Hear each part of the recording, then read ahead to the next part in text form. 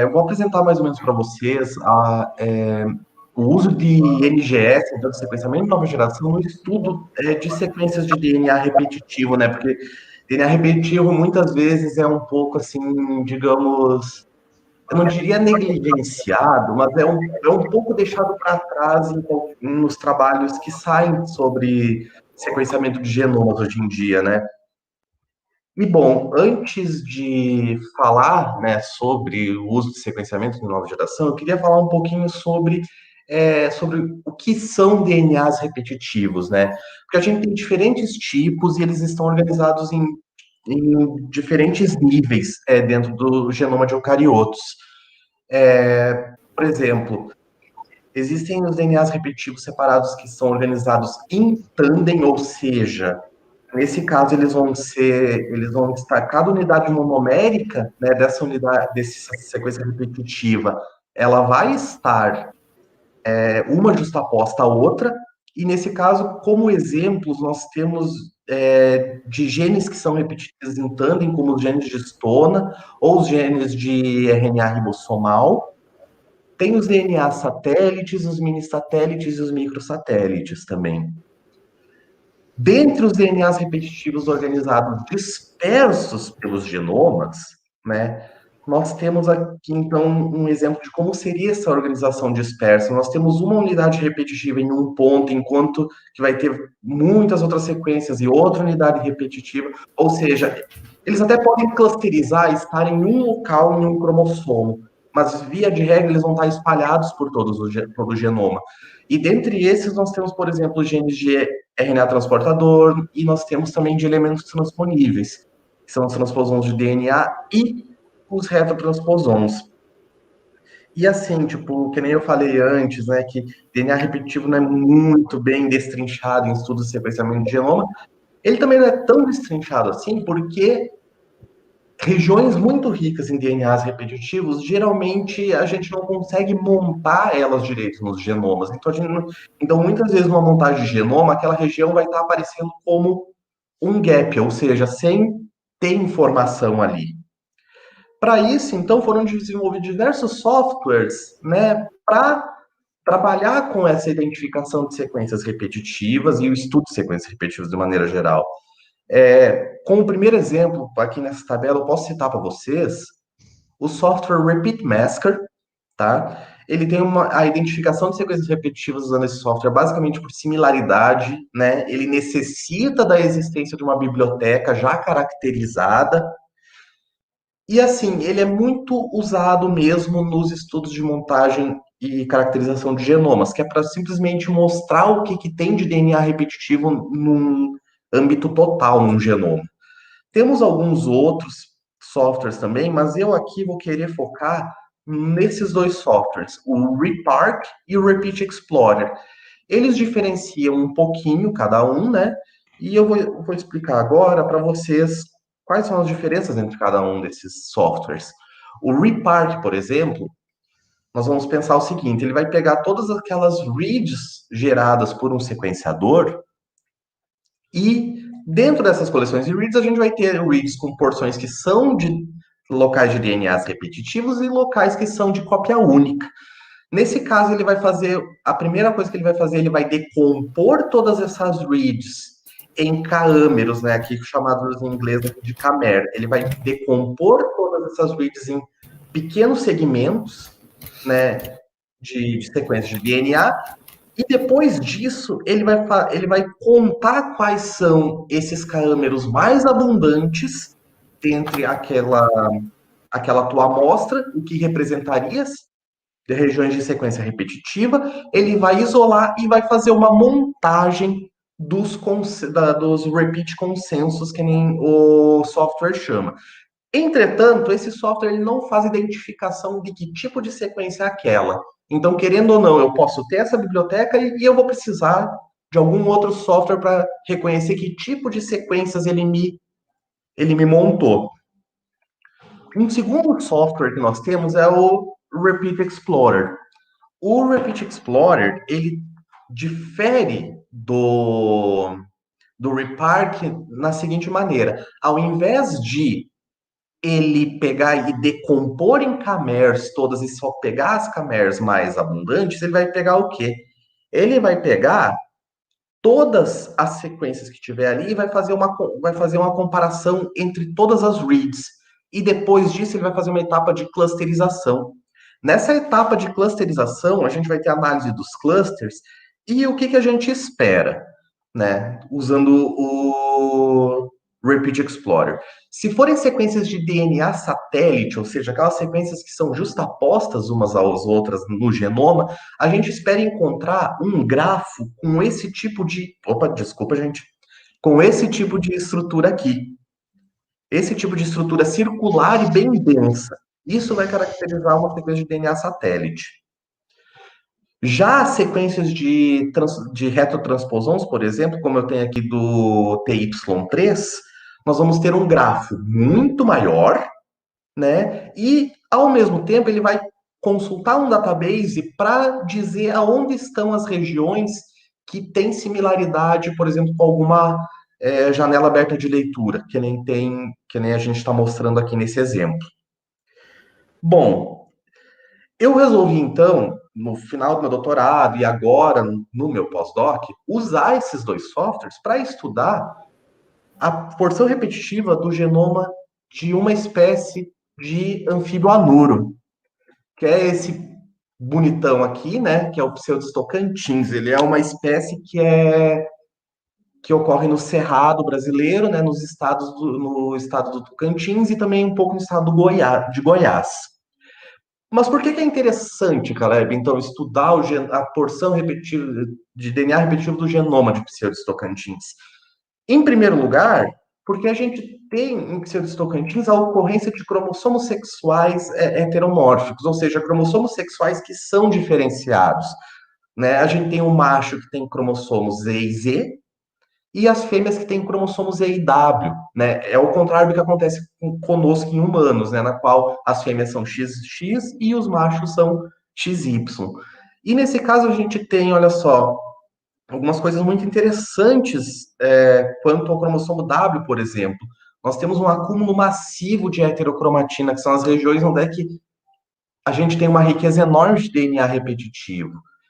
E uma evidência de acúmulo de DNA repetitivo eu já obtive no meu doutorado, que foi de um DNA satélite, que é um DNA chamado PCP190, que ele está acumulado justamente nessa região heterocromática do cromossomo W.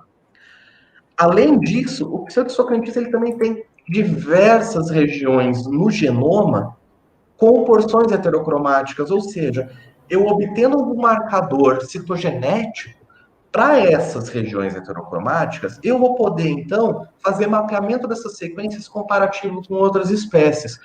Com isso, o que eu tenho como objetivo final? Gerar dados que possam ser úteis para estudos filogenéticos, né, que a gente possa usar esses dados para estudos filogenéticos no gênero Pseudis, e também para, além de reconhecer a homeologia cromossômica dos cromossomos de Pseudis tocantins para com outras espécies, e quem sabe reconhecer mudanças na composição da heterocromatina, reconhecer rearranjos cromossômicos, entre outras coisas. Inclusive, com o uso desse DNA satélite aqui, o PCP190, a gente já conseguiu fazer isso. A gente conseguiu que, aqui nessa é uma simplificação de como é as relações filogenéticas no gênero Pseudis, e com o mapeamento de duas sequências repetitivas, que é o DNA satélite PCP190 e o DNA ribossomal das regiões organizadoras de nucleolo, a gente consegue pontuar momentos onde houveram mudanças cromossômicas, como inversões e amplificação de heterocromatina. Sendo assim, então, o que primeiramente a gente fez? A gente sequenciou o genoma, né, de um macho e uma fêmea de Pseudis tocantins usando uma plataforma Illumina. E com isso a gente, então, seguiu mais ou menos esse caminho aqui, esse pipelinezinho aqui. Usamos um software chamado Trimomeric para remover o que a gente chama de adaptador, que é usado, né, para fazer esse sequenciamento, remoção de reads, né, de porções que foram feitas leituras com baixa qualidade. E então a gente usou o Repark, né, para obter a nossa biblioteca de DNAs repetitivos e, posteriormente, o Repeat Masker. Para o quê? Para identificar o que poderia ter ali, baseado no que a gente tem conhecido para vertebrado de sequências repetitivas. Inicialmente, a gente já fica muito assustado com o tamanho das bibliotecas geradas entre macho e fêmea. A gente tem um número de contigs e de contigs exclusivos muito maior, né, para a nossa montagem de fêmea do que a nossa montagem de macho.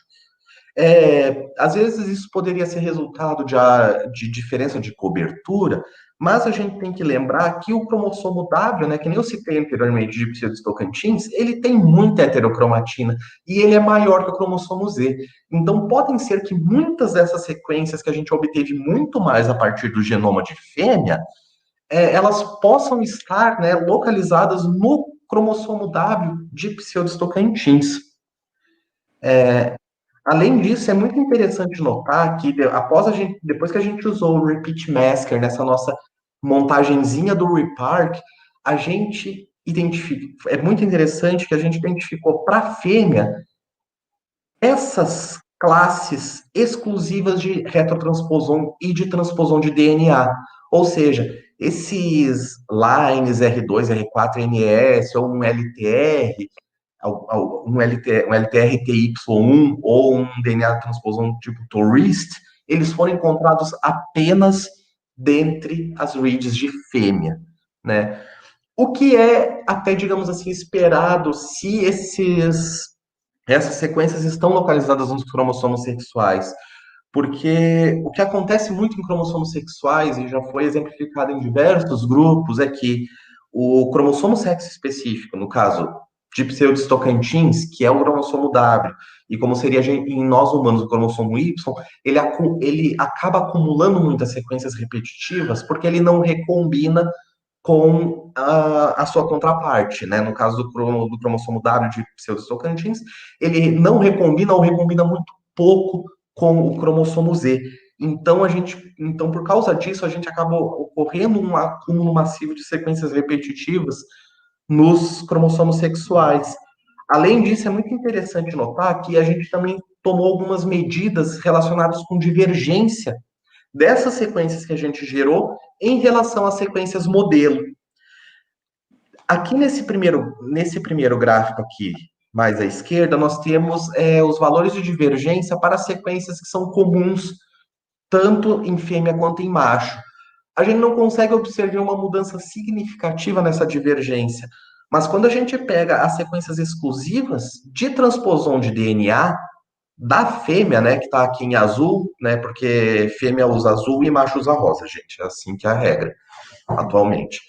Então, assim, a gente tem aqui um valor que é significativamente estatístico, né, com um valor de P menor igual a 0,05, na qual os transposons de DNA, os transposons de DNA específicos de fêmea, eles são muito mais divergentes em relação àqueles que foram identificados especificamente em macho e também em comparação com aqueles compartilhados entre fêmea e macho. Ou seja, muito provavelmente esses transposons de DNA que mostraram serem mais divergentes, eles podem sim estar localizados nos cromossomos sexuais, porque os cromossomos sexuais, além desse acúmulo maior de elementos transponíveis, ele vai sofrer algumas forças evolutivas especiais, ele tem uma tendência a acumular mais mutações nessas sequências repetitivas. Por quê? Pelo fato que ele não recombina com o cromossomo Z. Bom, nesse caso foi o que a gente obteve para o Repark, e então a gente resolveu o seguinte: com o Repark a gente não obteve muitas sequências de DNA satélite. Até porque nos databases que tem disponíveis, a gente não tem muitas sequências de DNA satélites depositadas, porque em muitas espécies, muitas vezes, na verdade, o perfil de DNA satélite ele é espécie específico. Ou, no máximo, a gente tem algumas espécies muito próximas filogeneticamente compartilham esses DNA satélites. Então a gente resolveu então fazer um teste com o Repeat Explorer para procurar por DNA satélites. Nós seguimos a mesma lógica, então, Trimalmeric, a gente adicionou uma etapa com o SecTK para fazer uma amostragem aleatória das reads que a gente usou, usamos o Repeat Explorer e fizemos algumas análises por BLAST para procurar homologias com outras sequências que, quem sabe, teriam sido disponíveis e com o genoma de outros anuros. Então, a gente fez todo aquele trabalho, então, e obtivemos alguns grafos muito interessantes que correspondem com aquilo que a gente espera de DNA satélite, aquele grafo circular, bem denso.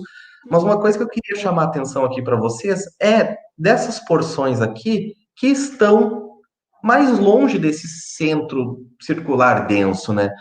Mas, beleza, o que, que seria isso? Isso provavelmente são de reads que são muito divergentes em relação àquela sequência consenso bonitinha que a gente tem do DNA satélite. Então, por isso que muitas vezes a gente pode obter esse gráfico bem circularzão, mas outras vezes a gente vai obter esse outro aqui com algumas reads mais divergentes. E uma coisa que é muito interessante notar, a gente obteve todos esses clusters aqui, né, aqui com o tamanho das sequências e tal, mas o que eu quero chamar a atenção com essa tabela, gente, é o seguinte: quando a gente realizou buscas por BLAST, muitas das sequências a gente não achou similaridade ou achou coisas com muito pouco similaridade. Mesmo para o genoma de Xenopus tropicalis e Nanohana parkeri, que são outras duas espécies de anfíbios que têm os genomas sequenciados. Mas quando a gente fez a busca em Rhinella marina, que é o famoso sapo cururu, que ele ocorre aqui no Brasil, quando a gente fez a busca, a gente achou vários DNA satélites que estão na montagem do genoma de Rhinella marina. A gente conseguiu alguma similaridade. Isso é muito estranho a gente obter esse tipo de coisa, porque Rhinella e Pseudes, eles divergiram há muito tempo atrás, há muitos milhares de anos atrás. Esses dois gêneros divergiram. Então a gente fica pensando, nossa, se tem essas sequências de DNA repetitivo em dois gêneros que estão muito distantes, a gente geralmente vai pensar em quê? Provavelmente esses DNA satélites podem ter alguma funcionalidade no genoma desses animais. E por isso a seleção natural, então, manteve essas sequências no genoma desses dois animais. Porque provavelmente ele tem alguma funcionalidade, ele pode transcrever para algum RNA,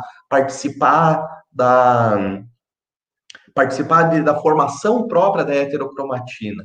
Só que por enquanto a gente não tem nenhum dado ligado exclusivamente com a funcionalidade. Isso daqui apenas abre para a gente a possibilidade de que alguns desses DNAs, satélites, eles podem ser funcionais, né? Por isso eles se mantiveram em linhagens tão distantes que nem Rhinella marina e Pseudos Tocantins. E é importante notar que dentre essas sequências a gente conseguiu números de repeats no genoma de Rhinella marina, né? Essas sequências que são de Pseudos Tocantins, uma quantidade bastante variável e alguns com bastante cópias.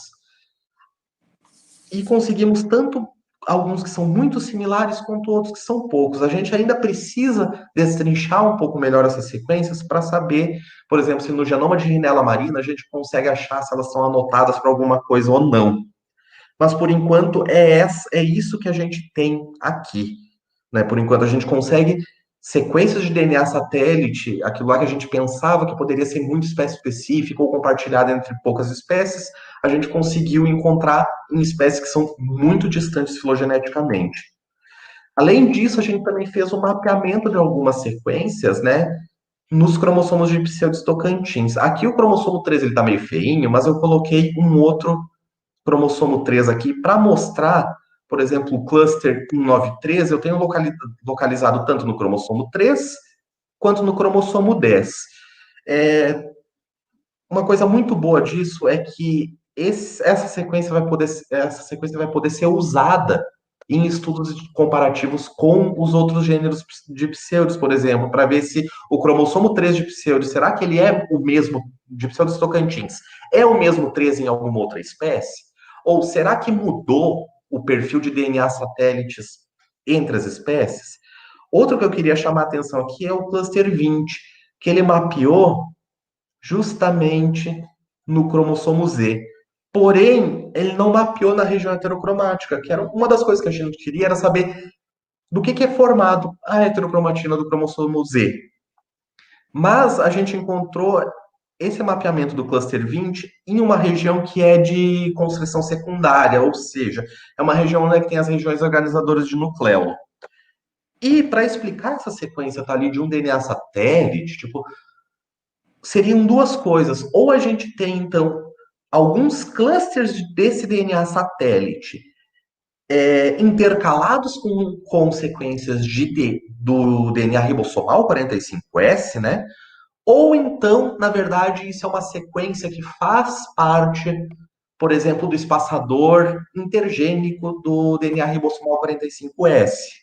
Né? A gente ainda precisa também dar uma destrinchada nisso, fazer alguns testes a mais, mas é uma dessas duas hipóteses. Ou é um DNA satélite intercalado com DNA ribossomal, ou é uma sequência que faz parte do DNA ribossomal. E a gente não achou em buscas por BLAST, porque ele pode estar justamente numa região que é muito mais variável, que é esse espaçador intergênico, que espaça cada uma das unidades transcritoras, né, de cada um dos monômeros da sequência.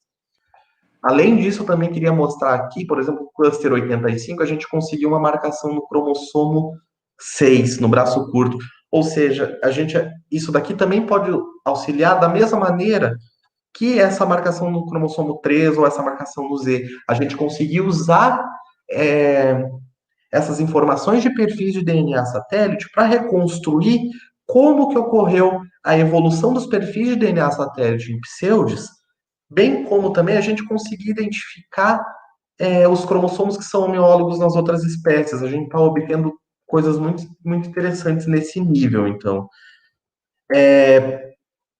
Bom, gente, era isso mais ou menos que eu tinha que apresentar para vocês. Infelizmente, por causa dessas coisas de pandemia, eu não consegui ir muito para o laboratório para fazer muitos testes de validação, então não tenho muita coisa para mostrar de validação experimental para vocês, mas é interessante notar que uma coisa que eu queria deixar falado agora é nós temos muitos dados disponíveis com sequenciamento de nova geração hoje em dia.